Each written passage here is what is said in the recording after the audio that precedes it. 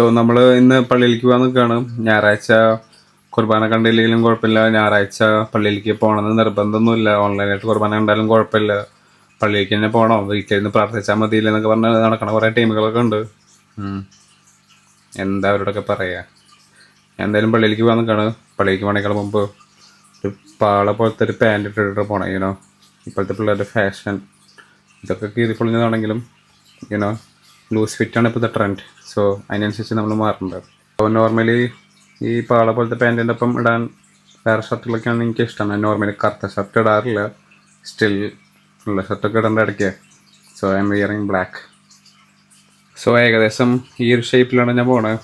തേച്ചൊന്നും കറക്റ്റായിട്ടില്ല, തലേദിവസം തേച്ച് വയ്ക്കണം, അതൊന്നും സമയം ഉണ്ടായിരുന്നില്ല.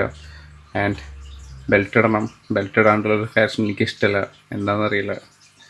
പിന്നെ വാച്ച് ഉണ്ട്, അത് മാറ്റണം.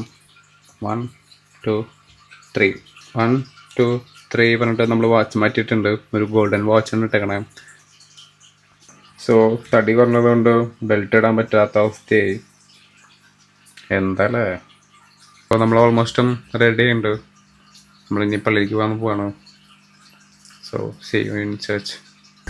എല്ലാം കൊണ്ട് കൊള്ളാക്കി ഞാൻ. ഓക്കെ, ഈ മാതിരി ഫാഷനാണ് എൻ്റെ. അങ്ങനെ പള്ളിയിലേക്കൊക്കെ പോയി തിരിച്ച് വന്നു. നല്ല ഒരു ചായ ഉണ്ടാക്കി. കുറേ നാളുകൾക്ക് ശേഷം ജങ്ക് കഴിക്കണം എന്ന് പറഞ്ഞ് ഞാനൊരു പാക്കറ്റ് ചിപ്സ് വാങ്ങിയിട്ട് പകുതിയായി. അത് ഇന്ന് തന്നെ തീർക്കുന്ന തോന്നണേ.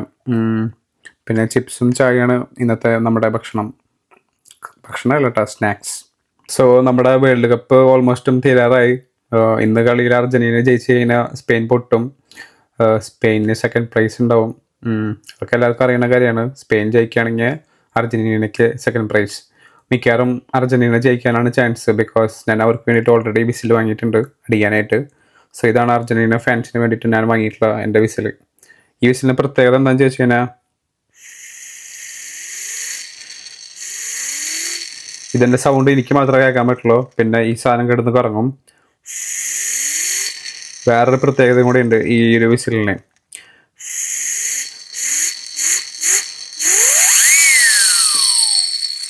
കണ്ടോ, ആ സാധനം പറന്നുപോയി. അപ്പോൾ എൻ്റെ കയ്യിലുള്ള ഈ സാധനം നിങ്ങൾക്ക് വേണമെങ്കിൽ നിങ്ങൾ DM അയച്ചാൽ മതി. ഞാൻ നിങ്ങളുടെ അഡ്രസ്സ് തപ്പി കണ്ടുപിടിച്ച് നിങ്ങൾക്കത് അയച്ചു തരാം. എന്നൊക്കെ നിങ്ങൾക്ക് തോന്നുന്നുണ്ടെങ്കിൽ നോ, ഞാൻ ഈ സാധനം ആർക്കും കൊടുക്കില്ല. This is my property no.